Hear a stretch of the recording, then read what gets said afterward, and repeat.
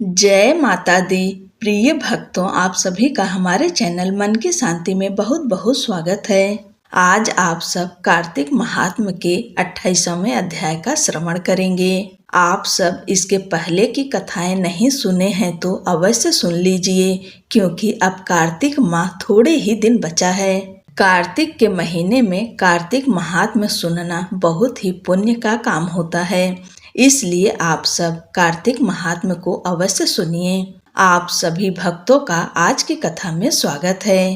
धर्मदत्त ने पूछा, मैंने सुना है कि जय और विजय भी भगवान विष्णु के द्वारपाल हैं। उन्होंने पूर्व जन्म में ऐसा कौन सा पुण्य किया था जिससे वे भगवान के समान रूप धारण करके वैकुंठ धाम के द्वारपाल हुए। दोनों पार्षदों ने कहा, ब्रह्मांड पूर्व काल में तृण बिंदु की कन्या देवहूति के गर्भ से महर्षि कर्दम की दृष्टि मात्र से 2 पुत्र उत्पन्न हुए। उनमें से बड़े का नाम जय और छोटे का नाम विजय था। पीछे उसी देवहूति के गर्भ से योग धर्म के जानने वाले भगवान कपिल उत्पन्न हुए। जय और विजय सदा भगवान की भक्ति में तत्पर रहते थे। वे नित्य अष्टाक्षर मंत्र का जप और वैष्णव व्रतों का पालन करते थे।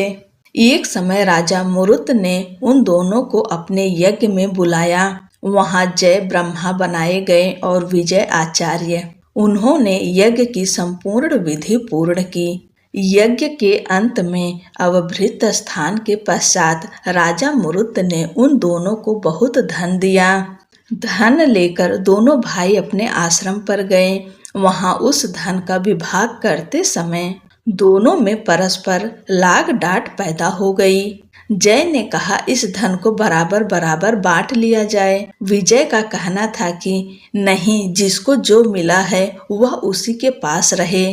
तब जय ने क्रोध में आकर लोभी विजय को श्राप दे दिया, तुम ग्रहण करके देते नहीं हो, इसलिए ग्राह अर्थात मगरमच्छ हो जाओ। जय के श्राप को सुनकर विजय ने भी श्राप दिया, तुमने मद से भ्रांत होकर शापो दिया है, इसलिए तुम मातंग अर्थात हाथी की योनि में जाओ।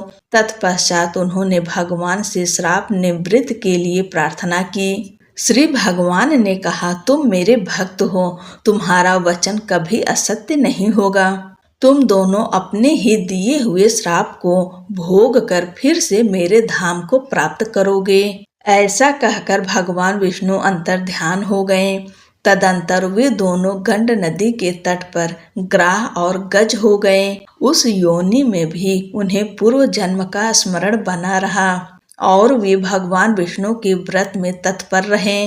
किसी समय वह गजराज कार्तिक मास में स्नान के लिए गंड नदी गया तो उस समय ग्राह के श्राप के हेतु को स्मरण करते हुए उस गज को पकड़ लिया। ग्राह से पकड़े जाने पर गजराज ने भगवान रमानाथ का स्मरण किया। तभी भगवान विष्णु शंख चक्र और गदा धारण किए वहां प्रकट हो गए। उन्होंने चक्र चलाकर ग्राह और गजराज का उद्धार किया और उन्हें अपने ही जैसा रूप देकर वैकुंठ धाम को ले गए।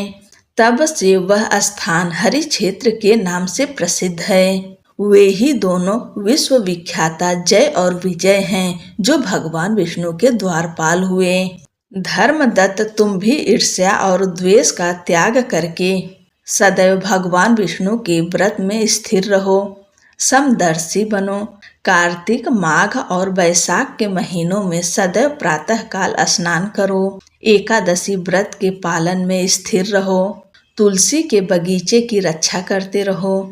ऐसा करने से तुम भी शरीर का अंत होने पर भगवान विष्णु के परम पद को प्राप्त होगे। भगवान विष्णु को संतुष्ट करने वाले तुम्हारे इस व्रत से बढ़कर न यज्ञ है, न दान है और न तीर्थ ही है। विप्रवर, तुम धन्य हो जिसके व्रत के आधे भाग का फल पाकर यह स्त्री हमारे द्वारा वैकुंठ धाम में ले जाई जा रही है। नारद जी बोले, हे राजन, धर्मदत्त को इस प्रकार उपदेश देकर वे दोनों विमानचारी पार्षद उस कलहा के साथ वैकुंठ धाम को चले गए।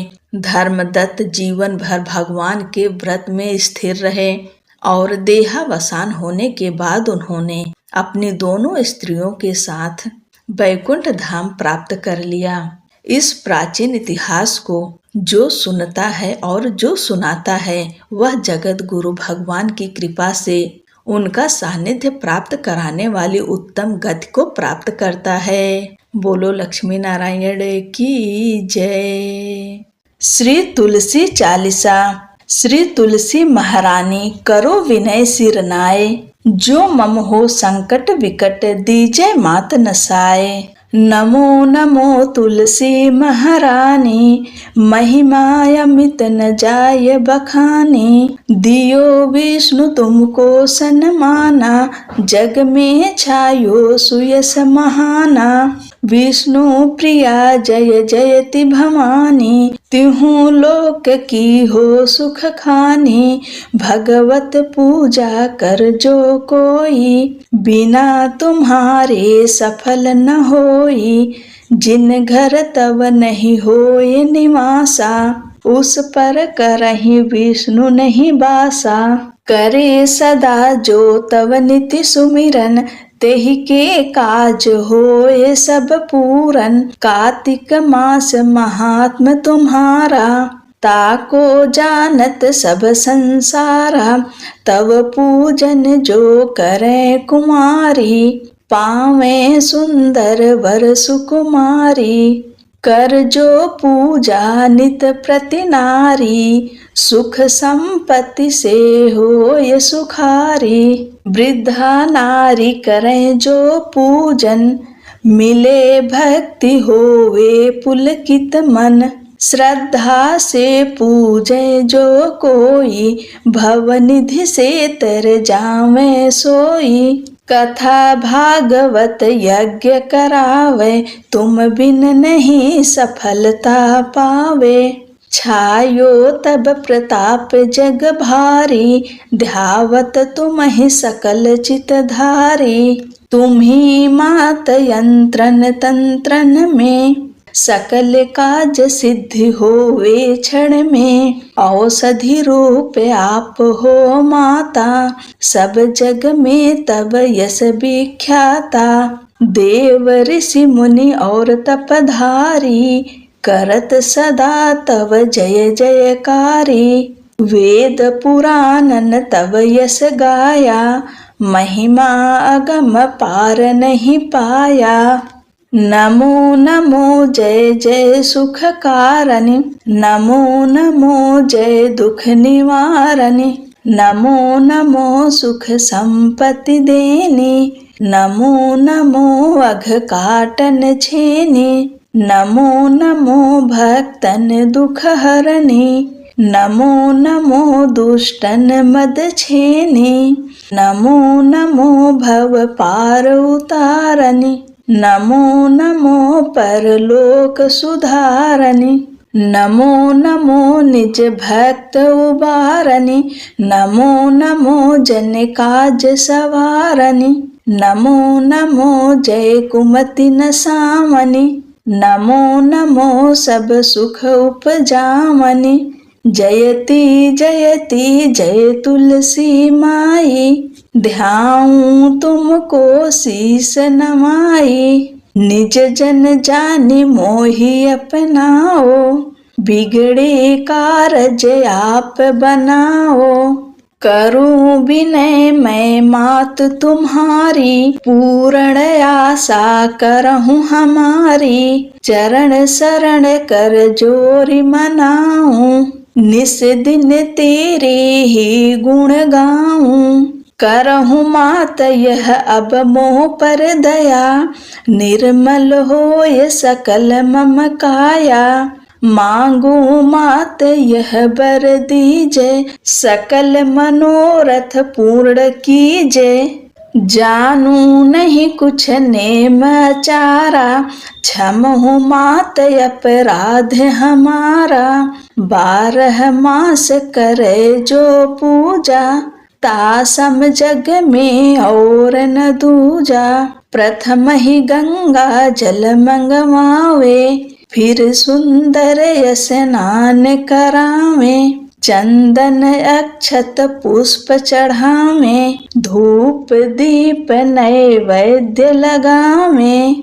करे आचमन गंगा जल से, ध्यान करे हृदय निर्मल से। पाठ करे फिर चालीसा की, स्तुति करे मात तुलसा की। यह विधि पूजा करे हमेशा, ताकि तन नहीं रहे क्लेशा। करे मास कार्तिक का साधन, सोवे नित पवित्र सिद्ध हुई जाहि। है यह कथा महासुखदाई, पढ़े सुने सो भवतर जाई। यह श्री तुलसी चालीसा पाठ करे जो कोय, गोविंद सो फल पावहीं जो मन इच्छा होय। बोलो तुलसी महारानी की जय। तुलसी जी की आरती। तुलसी महारानी नमो नमो, हरि की पटरानी नमो नमो। धन तुलसी पूरन तप कीनो, शालिग्राम बनी पटरानी। जाके पत्र मंजरी कोमल, श्रीपति कमल चरण लपटानी। धूप दीप नैवेद्य आरती, पुष्पन की वर्षा बरसानी। 56 भोग 36 व्यंजन, बिना तुलसी हरि एक न मानी। सभी सखी मैया तेरो यस गावे, भक्ति दान दी जय महारानी। नमो नमो तुलसी महारानी, नमो नमो तुलसी महारानी। हरि की पटरानी, नमो नमो जय तुलसी महारानी। बोलो तुलसी माता की जय।